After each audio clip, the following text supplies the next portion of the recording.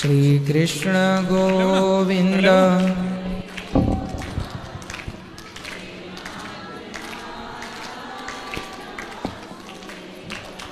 श्री कृष्ण गोविंद हरे मुरारी, हे नाथ नारायण वासुदेव।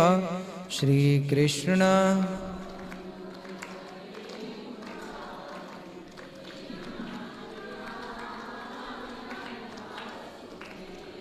बोलिए भक्त वत्सल भगवान की। स्वागत है आप सभी भक्तों का आज की मंगलमय प्रश्नोत्तरी में। जिनको प्रश्न करना है वो अपने हाथ उठाएं। आध्यात्म जगत से जुड़ा हुआ प्रश्न आप कर सकते हैं। हाँ हाँ बताओ। आपके तो पहले बहुत हम टीवी पे देखते रहते हैं, बहुत धन्यवाद आपका। और जरा मेरा बेटे की गुस्सा बहुत आती है, उसका कथा सुनवाया करो, कथा सुनवाया करो उसको इतना पढ़ाई से टाइम ही नहीं। कथा पहले सुनता था, कम में था, पर अभी नहीं सुना पा, अब नहीं सुन रहा है। कोई ऐसा उपाय बताइए उसके गुस्सा ठंडी हो गए। गुस्सा ठंडी का उपाय होता तो धरती में सब उपाय कर करके गुस्सा तो मर ही जाती सबकी। उपाय यही है समझदारी। आपसे बहुत तमन्ना लेके आई थी, मैं यहाँ से गुजरात से बड़ौदा से आई हूँ। मैं समझदारी से ही सब काम होता है। विवेक यदि है तो गुस्से को कंट्रोल, ये सब विकार हैं, इन्हें खुद को कंट्रोल करना पड़ता है। इसका कोई मंत्र नहीं होता कि पढ़ो और गुस्सा खत्म। तो बहुत समझा रही हूँ मैं, उसको पर समझ में नहीं आ रहा है। किसको गुस्सा आता है? बेटे को। कहाँ बेटा? बेटा तो वहीं पड़ोता। अब जिसको बीमारी है उसको आप लाए नहीं, पकड़ना बेटा। क्या बताएं? बात करनी है, उसको ले आना, समझाएंगे। जल्दी करना भैया, भगवान से जुड़ी हुई है। खुश रहिए। सूर्य भगवान को जल चढ़ाया करें, मोती की अंगूठी पहने तो गुस्सा कंट्रोल होता है कुछ कम। नहीं मैं सुनार नहीं हूँ, वो मोती की अंगूठी इस उंगली में, दाहिने हाथ की कनिष्ठिका, मोती की अंगूठी चांदी में, चांदी हो धातु, मोती हो, और उसको पहना देने से गुस्सा कंट्रोल। मोती समुद्र से निकलता है, 500 रुपये में मिल जाता है। अच्छे से अच्छा मोती 500-700 रुपये में मिल जाएगा। सुनार बढ़िया वाले सुनार। मोती की पहचान होती है कि यदि मोती में आपने एक बूंद पानी डाला तो पानी रुक जाएगा, यदि गिर गया तो नकली है, हाँ ठहर गया तो असली। गुरुजी राधे राधे। दासी का आप सभी को जय श्री मन्नारायण, जय श्री कृष्णा। गुरुजी ये दासी ने बहुत पाप किए हैं, दो बार तो भगवान को ही मार दिया, एक तो गौ हत्या और एक बिल्ली हत्या, और मुझे बहुत कंपन हो रही है। अगर कुछ गलती से मेरे मुंह से कुछ निकल जाए तो भगवान, मैंने आपको और कान्हा जी को सब कुछ अपना, और दोनों पाप मैंने अनजाने में करे हैं गुरुजी। हम जब तो गौ हत्या कैसे कर दी आपने? गौ हत्या उस बछिया के एक ही डंडा मारा, उसमें ही पता नहीं उसको कि नाक से खून आ गया उसके, तो उसके सिर पे ही मार दिया? हाँ वो इतनी बदमाशी करती थी, मैंने उसको जानबूझ के तो नहीं मारा। जो आप सजा दे वो मंजूर है ना, हम नहीं, किसी को सजा क्यों देंगे हम। दूसरा बिल्ली हत्या हो गई। बिल्ली हत्या, गाय के चारे में रोज रोज वो पोटी कर करके दाब जाती, मैंने उसको ऐसे भगाया, उसकी भी पता नहीं मेरे हाथ से कैसे क्या मौत लिखी। तो बिल्ली को ऐसे मारा तो मर गई? हाँ उसको मैंने तुलसी के पेड़ से हटा रही थी, वो ले बार बार गाय के चारा कटा हुआ था हरा, और उसमें आयर वो रोज रोज रोज रोज मैंने उसको ऐसे हटाया झाड़ू से, तो उससे ही पता नहीं मेरे क्या, पर वो बाद में उठ के भाग गई कि पता नहीं वो क्या हुआ। और तीसरा तो इसने इतने पाप कर लिए और क्या करेगी। ठीक है, तो पाप आपने कर लिए हैं, प्रायश्चित कर लीजिए। प्रायश्चित क्या है? लोग कहते हैं कि गौ हत्या हो तो तीर्थों का स्नान कर लेना चाहिए, गौदान इत्यादि गौ सेवा करना चाहिए। गौ हत्या हुई तब गौ सेवा करो और तीर्थों का स्नान करके गौ सेवा करो। गौ सेवा 2-3 तो हर वक्त ही गाय रहती है, पर भगवान ने मेरे हाथ से इतना भी पाप क्यों करवा दिया कि नहीं, भगवान ने पाप नहीं, देखो हर जगह भगवान दो, हम खुद दोषी क्यों नहीं है? भगवान दोषी दोषी तो है, लेकिन एक डंडा से ही पता नहीं उसकी ऐसी क्या मौत आई। होनी तो होके रहे, ये तो होनी है, इसलिए गाय को मारने का तो नहीं सोचना चाहिए। अब गुरुजी आपके तो खुली रह सकती है, हम बांध के रखते हैं तो वो इतनी कूद कूद के सब कुछ परेशान कर दे, तो उनको धमकाए नहीं। ठीक है, थोड़ी बहुत ठीक है। वो देखो आपने देखो इसको गौ हत्या पूर्ण रूप से शास्त्र जो कहते हैं कि यदि आपने कोई भी कार्य किया है, जैसे हम रास्ते से जा रहे हैं, गाड़ी के नीचे बिल्ली आ गई और दब के मर गई, तो हमने कोई जान के तो मारा नहीं भाई, गाड़ी चल रही थी। अब गाड़ी कई बार अब गाड़ी चलाते हैं और सामने गाय आ जाती है और गाय धक्का लग गया गाड़ी का, गाय गिर गई और गाय मर गई, तो क्या वो गौ हत्या मानी जाएगी? नहीं, क्योंकि भाई आपका उद्देश्य मारना नहीं था, लेकिन वो मर गई। जब उद्देश्य अंदर से देखो, शरीर का किया हुआ दोषी नहीं होता जब तक उस शरीर में मन सहयोगी ना हो। जी दोनों, जब तक मन सहयोग ना करें तब। लेकिन गौ हत्या है तो तीर्थों का स्नान कर लेने में बुराई नहीं है, गौ सेवा करने में भी बुराई नहीं है। लेकिन जो हम बता रहे हैं वो ये हमने सुना है संतों से कि जब तक शरीर, जैसे मैंने आपको धक्का मारा, लेकिन धक्का मारना उद्देश्य नहीं था, मैं निकल रहा था, धक्का लग गया। एक होता है धक्का जान के मारना, इसको मार दो। एक होता है हम निकल रहे हो, किसी को निकलने के साथ साथ धोखे से धक्का लग जाए, तो वो धक्का लगा उसका अपराध नहीं होगा, क्योंकि वो हमने जान के नहीं किया, वो अनजान में हुआ। उसी तरह हम रास्ते से जा रहे थे, गाड़ी के नीचे सांप मर गया, गाड़ी के नीचे बिल्ली मर गई, गाड़ी के धक्के से गाय मर गई, ये हत्याएं प्रभावी ज्यादा नहीं होंगी, क्योंकि आपने जान कर। पाप तब लगता है जब जानकर किया जाए। जी दोनों पाप ही अनजाने में हुए हैं, और जो भगवान सजा दे, मैं भगवान तो देखो दयालु हैं, भगवान सजा कभी किसी को नहीं देते, भगवान परम दयालु, भगवान कभी किसी को सजा नहीं देते। भगवान की शरण में जाइए, सजा तो हमारे कर्मों के अकॉर्डिंग मिल ही जाती है, लेकिन भगवान से प्रार्थना कीजिए कि प्रभु हमसे अपराध हुआ है। अपराध करना तो अपराध है, लेकिन आपने अपराध को स्वीकार कर लिया, ये आपकी अच्छी बात है, तो आप भगवान से स्वीकार कीजिए, बिहारी जी के चरणों में। जी मैं तो आपसे जो कुछ है, बिहारी जी बाद में और आप आगे हैं सबसे। भगवान से कहिएगा, भगवान ठीक करेंगे और दोबारा ये गलतियां ना हो, इसका ध्यान जी रखिएगा। दोबारा तो फिर कभी नहीं होगी। राधा कुंड कृष्ण कुंड है ना, वो गोवर्धन में। हाँ। एक बार राधा कुंड में स्नान कर लीजिएगा, कल करेंगे। एक बार भगवान ने भी एक राक्षस धेनुकासुर, एक राक्षस ना बछड़ा बन के आया था, तो भगवान ने उसे भी मारा था। तो सखियां बोली कि तुमने बछड़ा मारा है, तो बोले नहीं, तो राक्षस था। बोले राक्षस ने बछड़े का रूप धारण कर लिया, और चूंकि भगवान ने बछड़ा मारा तो भगवान को भी हत्या लग गई। तब फिर कहा क्या करें, तब राधा कुंड में स्नान हुआ।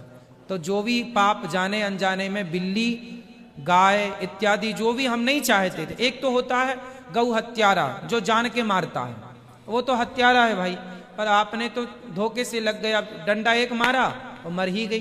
भाई मारना उद्देश्य नहीं था, हटाना उद्देश्य था। तो इस पाप के लिए तीर्थों का स्नान, विशेष रूप से गिरिराज जी में जो यमुना जी, राधा कुंड और कृष्ण कुंड दोनों कुंड लगे हुए हैं, तो एक डुबकी इस कुंड में मार लेना, एक डुबकी इस कुंड में मार लेना, ऐसा सुनने में आता है। भगवान ने भी उस कुंड में स्नान किया था। तब से ये परंपरा है कि जाने अनजाने में कोई पाप हो गए हैं ऐसे, तो राधा कुंड और कृष्ण कुंड में डुबकी लगा लेना चाहिए।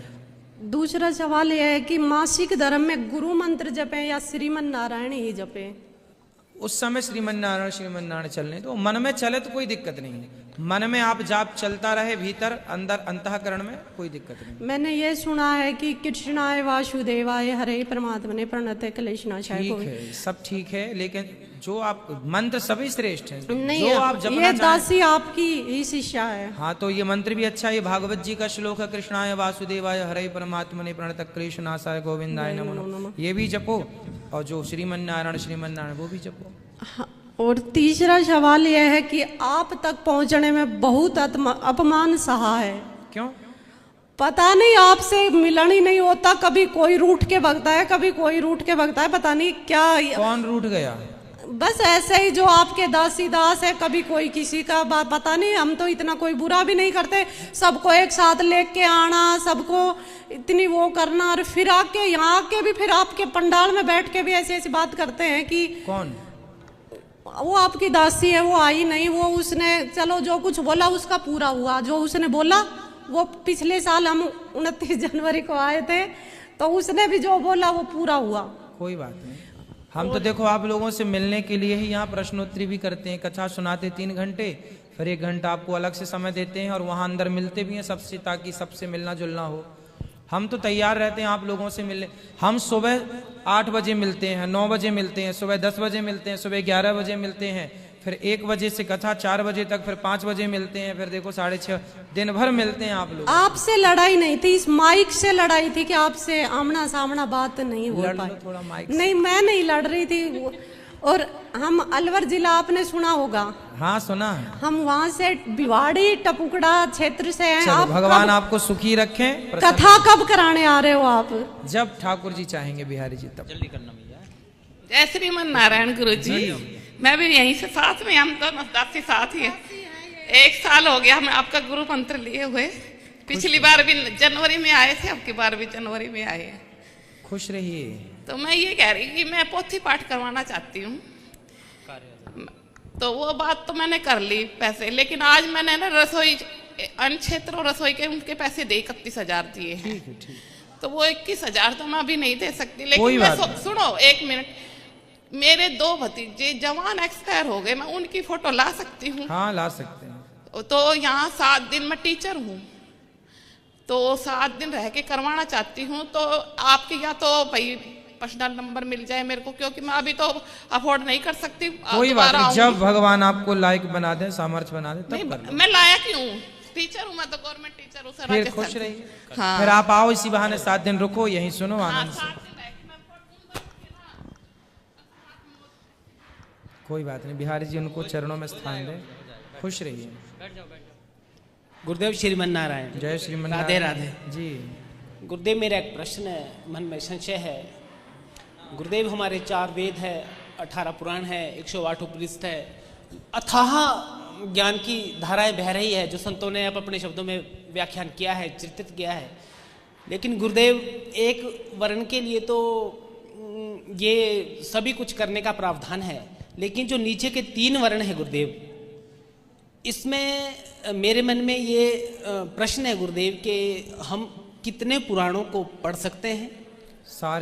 सारे पढ़ सकते हैं। 18। और एक गृहस्थी गुरुदेव, हाँ, एक गृहस्थी, सारे गृहस्थी लोग पुराण पढ़ सकते हैं। सारा पुराण का ज्ञान आपके पास हो, इसमें कोई आपत्ति नहीं। गुरुदेव, फिर कहीं से हमारे अंदर ये भ्रम आया कि पुराणों को खरीद के घर में नहीं रख सकते। ना, कोई गलत फैला रहा है, फिर ये आपने गलत मैसेज सुना। अच्छा गुरुदेव जी, गुरुदेव ये बहुत बड़ी बात थी हमारे लिए कि एक डर था कि पता नहीं पुराणों को पढ़ सकते हैं और घर में रख सकते हैं कि नहीं रख सकते हैं, पढ़ सकते हैं। महाभारत पोथी भी घर में रख सकते हैं, पढ़ सकते हैं, सब पढ़िए खूब। गीता पढ़िए, गीता रखिए, रामचरितमानस रखिए, रामचरितमानस पढ़िए। जी गुरुदेव, धन्यवाद गुरुदेव। खुश रहो, खुश रहो, बस बेटा खुश रहो, खुश रहो। धन्यवाद गुरुदेव श्रीमन नारायण। जल्दी करना जी गुरुजी, सादर चरण स्पर्श। मेरा नाम दीपक पाठक, मैं जिला बरेली से आया हूँ और पिछले लगभग 1.5 वर्ष से आपकी कथा सुन रहा हूँ। और मेरी माता जी, सब लोग सपरिवार कथा सुनता है, वो थोड़ा चलने में असमर्थ हैं, इस वजह से नहीं आ पाई हैं आज। लेकिन मैं पहली बार वृंदावन आया हूँ, उन्होंने बोला था कि पहली बार आप देखाओ क्या जाने का सिस्टम है वहाँ पर, फिर दोबारा जब मैं आऊँगा तो उनको साथ लेकर आऊँगा। तो वो मतलब उन्होंने बोला है कि ये संदेश मेरा गुरुजी तक पहुँचाइएगा, तो ये मैं संदेश आपके लिए पहुँचा रहा हूँ। बिल्कुल, मैया को बोलना आए, परिवार को हमारे गुरुजी आशीर्वाद दीजिए आप। गुरुजी, मैंने अभी तक कोई गुरु नहीं बनाया है, तो मैं क्या आपको अपना गुरु बना सकता हूँ? बना सकते हैं जी गुरुजी। मेरा एक और प्रश्न था कि मतलब जैसे आपने अभी बताया था कि जैसे जीव हत्या वगैरह होती है तो उसका पाप लगता है, तो जैसे इंसान मक्खी या मच्छर मार देता है तो क्या उसका भी पाप लगता है? पाप तो लगता है सब चीज़ों का, लेकिन इनका प्रायश्चित है, सूर्य भगवान को जल चढ़ा दो, कथा सुनो, नाम जप करो, इन्हीं से इनसे मुक्ति मिल जाती है। जी गुरुजी, 4.5 खुश रहिए। और किस किस का प्रश्न है? गुरु राधे राधे गुरु जी। जी गुरुजी मेरे कोई भाई नहीं है, मैंने बचपन से बिहारी जी के ही राखी बांधी है और उन्हीं का रूप आप में देखती हूँ। आप ही मेरे गुरु, भाई, माता पिता सभी आप ही है। ये बेटा है, बात नहीं मानता है, इसको समझा दीजिए। खड़ो, जितना पढ़ेगा तो खेलने जाएगा, मैच बहुत खेलता है, मोबाइल बहुत चाहिए। राधे राधे गुरुजी। राधे राधे। क्या नाम है आपका? कृष्णा। कृष्णा। तुम बात नहीं मानते अपनी माँ की? हाँ मानता हूँ गुरुजी। अच्छा, कौन सी कक्षा में पढ़ते हो? 9th। 9th पढ़ते हो। मोबाइल चलाते हो? थोड़ा थोड़ा। फिर भी कितना देर, कितने घंटे? 4 घंटे, 5 घंटे, 2 घंटे? 1 घंटे। 1 घंटे। बात कह तो रहे हैं कि मानता हूँ, नहीं झूठ बोल रहे हो। जितनी देर पढ़ेंगे उतनी देर खेलने भी जाएंगे क्रिकेट। खेलना भी जरूरी है, खेला भी करो, पर खेलने के टाइम पर केवल खेलो और पढ़ने के टाइम पर केवल पढ़ो। बहुत देते हैं, बहेज बहुत करते हैं, मेरे से, इनसे, नानी से, सबसे। क्या जवाब है? क्या बच्चे हैं? सुनो बेटा, खेला भी करो, पर खेलने के टाइम पर खेलो और पढ़ने के टाइम पर पूरा ध्यान लगा के पढ़ो।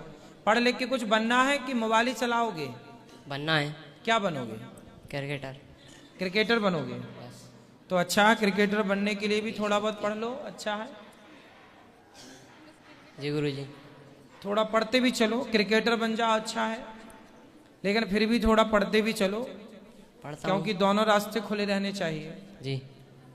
पढ़ाई जरूरी है बेटा। कल को क्रिकेटर भी बन जाओगे तो भी तो आपका पढ़ा लिखा होना आवश्यक है। हाँ। योग्यता तो हर जगह काम आती है, अयोग्य व्यक्ति तो कहीं सम्मान नहीं पाता। इसलिए शिक्षित होना बहुत जरूरी है। शिक्षा के बिना शिक्षा के हम मरे हुए हैं। यदि आप शिक्षित नहीं हैं तो आप मुर्दा हैं, कोई वैल्यू नहीं है आपकी। 2 कौड़ी का है व्यक्ति वो जो बिल्कुल नहीं पढ़ा लिखा। इसलिए थोड़ा बहुत तो पढ़ा लिखा का मतलब ये नहीं कि आप डिग्रियां पाओ। सेल्फ डिपेंड होना, आत्मनिर्भर होना, इसे भी आप पढ़ा लिखा ही मानो। जो अपने पांव पर खड़ा है, समाज की सेवा, परिवार की सेवा, किसी के बिना लिए दिए अपना मन लगा के अपना परिवार का पालन पोषण कर रहा है, वो भी पढ़ा लिखा ही मानना चाहिए। डिग्रियों से ही मेरा आशय नहीं है। आप लता जी के पास कोई डिग्री हो ना हो, उनका सुर ही उनकी शिक्षा है।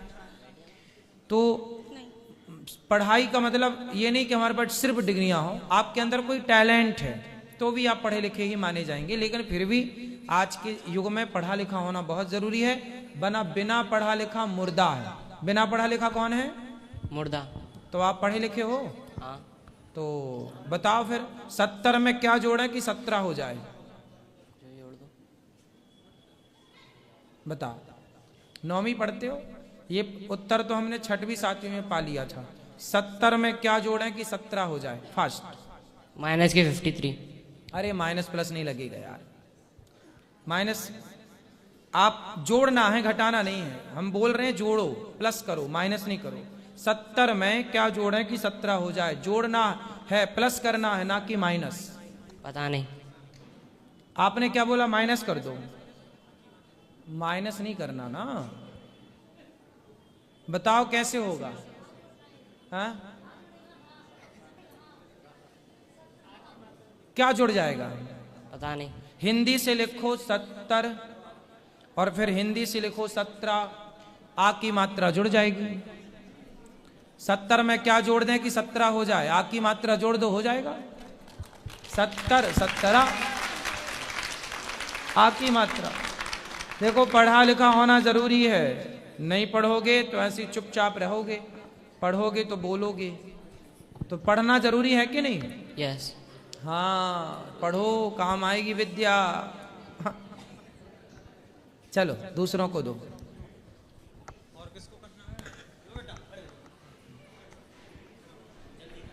राधे राधे गुरुजी। जी। गुरुजी मेरे को एक प्रश्न था। बोलो। बांके बिहारी के पीछे एक हाथी जैसा मुंह तरह का होता है, उसमें से एक एक बूंद टपकती रहती है, उससे हाँ। क्या?